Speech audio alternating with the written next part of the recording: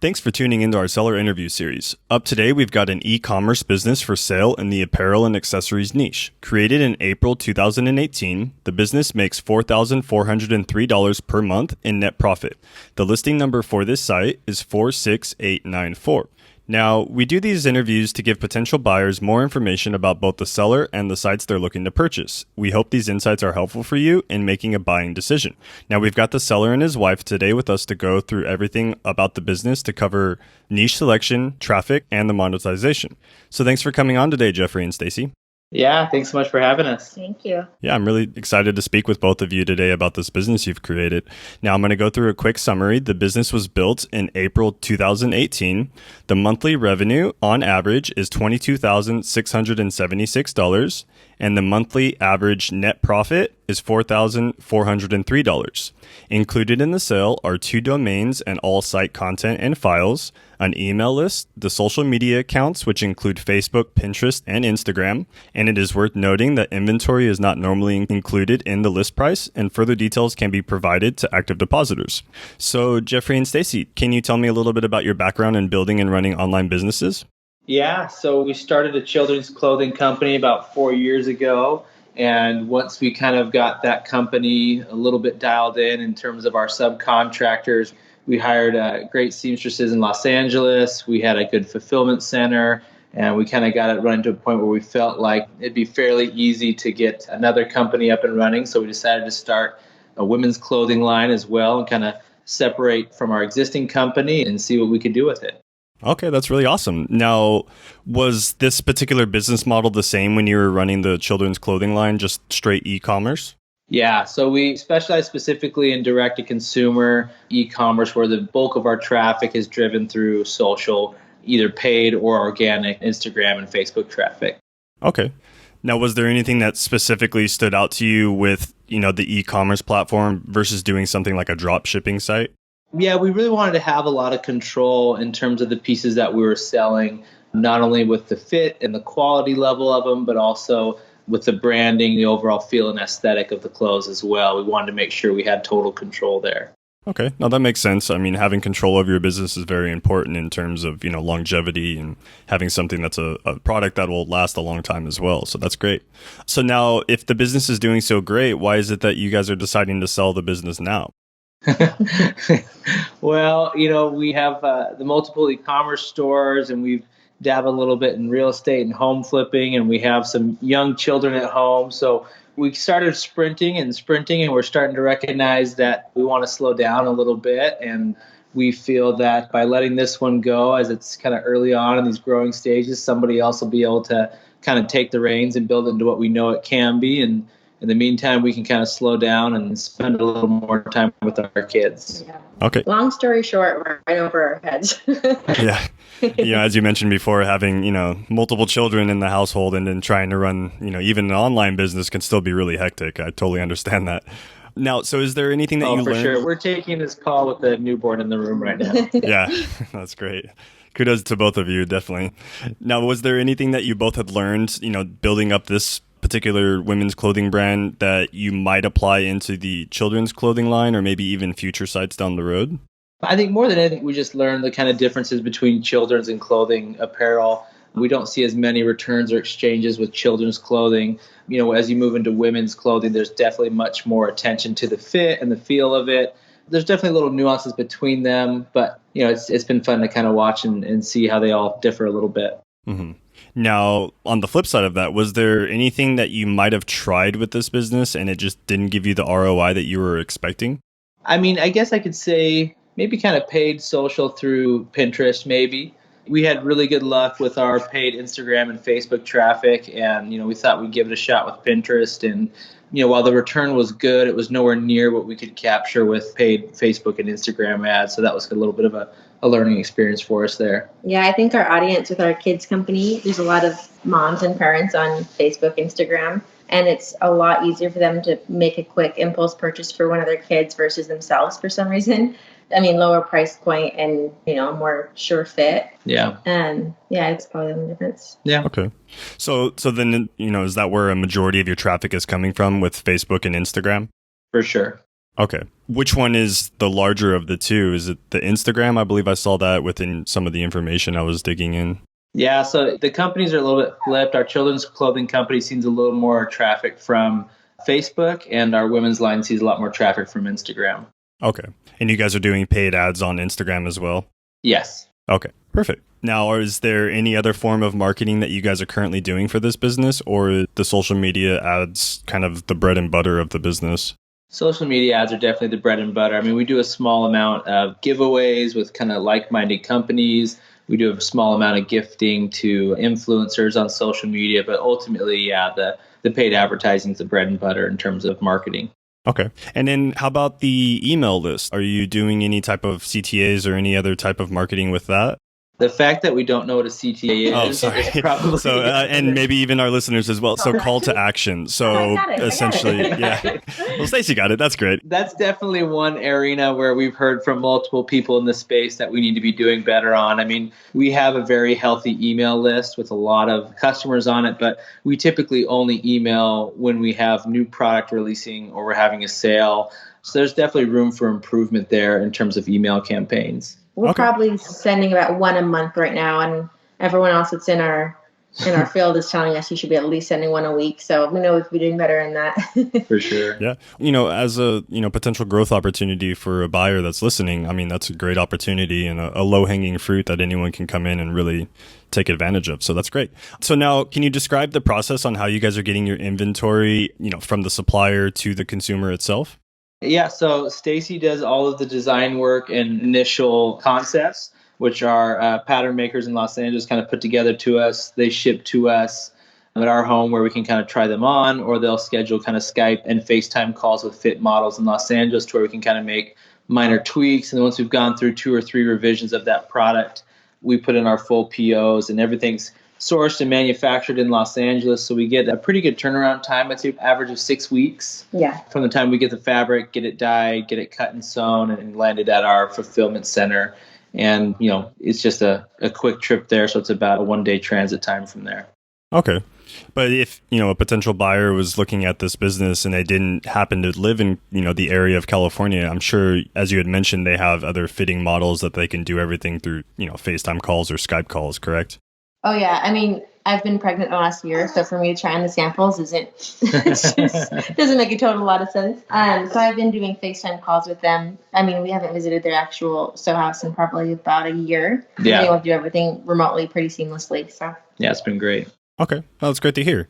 Now, so hypothetically, if the both of you were to keep this business, what are some of the ways you would try and grow it? Oh, more CTAs. For sure. We're just going to keep using that from now on. That's right.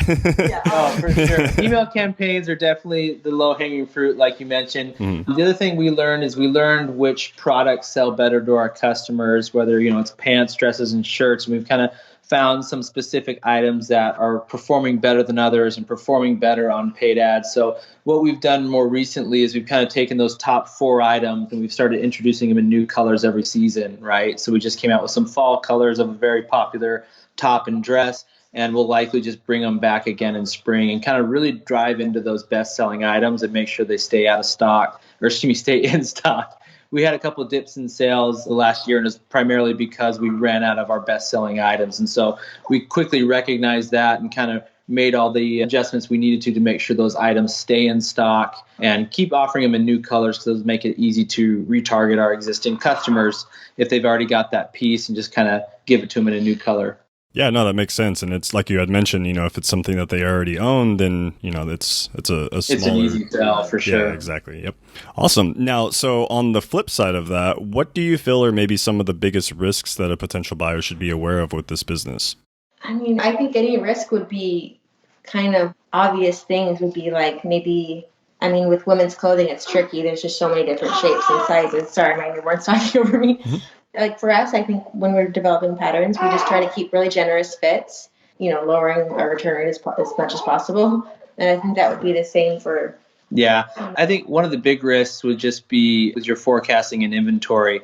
We obviously order very heavily on a lot of our best sellers because we know we can move them through our paid ads. But when you introduce a new product, something we've learned is to definitely order on the smaller scale and kind of test the market first before you dive too much put too much money into inventory and a SKU that may not move as quickly as some you might expect. Mm-hmm. Yeah, no, that makes total sense. Just being well aware of what you have in stock and what the market demands is always going to be the biggest thing that you need to keep an eye on. So can you describe, what is a typical week and what type of work you guys are doing for the business currently?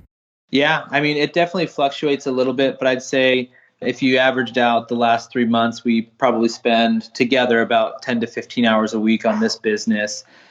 Stacy manages the social media accounts in terms of generating the copy and posting the photos, whether it be, we get a lot of great user generated content, which is great. So she's constantly looking through that and commenting on those photos and kind of keeping that engagement alive, which is great.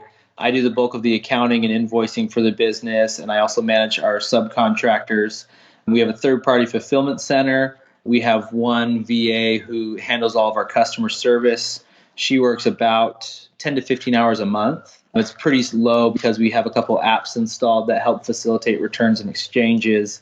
And then, a little bit of the Shopify and web management that goes into new product releases and inventory and things like that. And then lastly, just our production management, which now that we've developed a healthy amount of SKUs, it's really just kind of reordering and restocking, which gets a little more easier than all the early designs that we had to kind of come up with. So it definitely fluctuates a little bit, though. There's some weeks where we maybe work 3 to 5 hours, but then there's other times where we're maybe ramping up for a new product launch or ramping up for a big weekend like Black Friday. We're working a little more than 15, maybe 20 hours a week total together. But it's pretty relaxed right now that we've kind of got it up and going, but there's definitely room for improvement, and there's definitely more hours that can be put into growing the business for sure.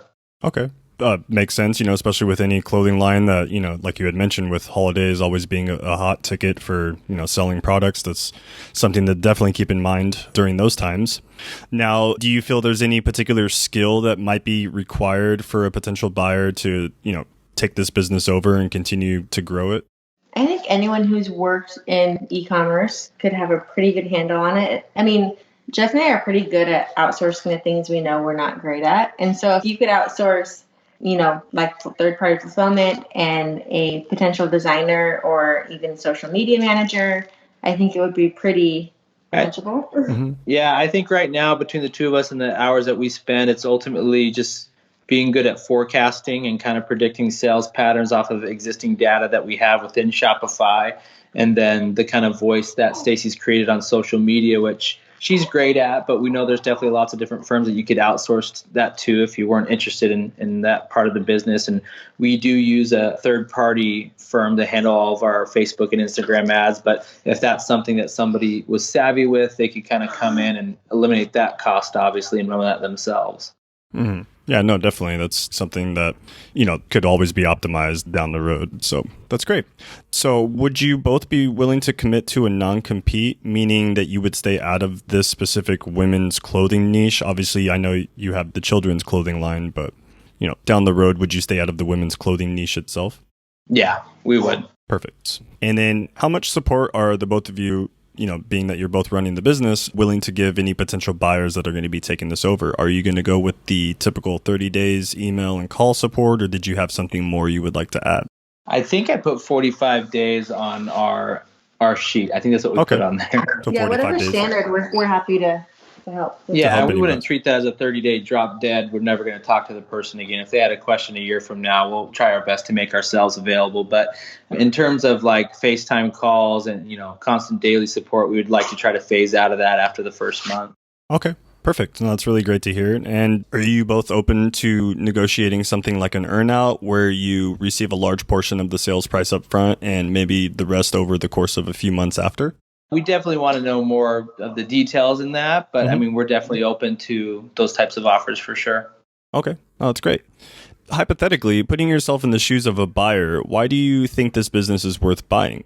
This business is pretty young. So we started it a year and a half ago, and it grew pretty quickly. We've got a great loyal customer base, and we've built the brand and the voice that helps sell the clothes. And truthfully, that's one of the hardest parts, especially now with Instagram's algorithm.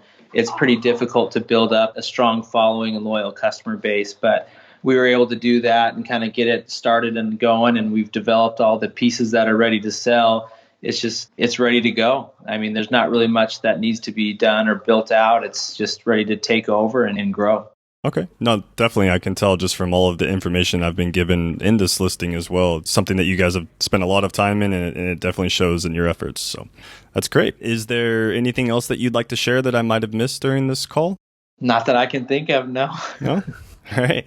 Well, I really appreciate you, Jeffrey and Stacy, for both coming on and talking with me today. And I look forward to the future and seeing this listing get sold for the both of you. Yeah. Appreciate your time, Brandon. Thanks so much. Thank you both. You guys have a great one. Thank you. If you're watching this on YouTube, subscribe to our channel. And if you want more information, the link will be below the video that will take you to this marketplace listing. If you're watching this on the listing page and want more information, become a depositor today. When you make a deposit, one of our business advisors will be in contact with you, and you will be given everything you need to review this business. Thank you and have a great day.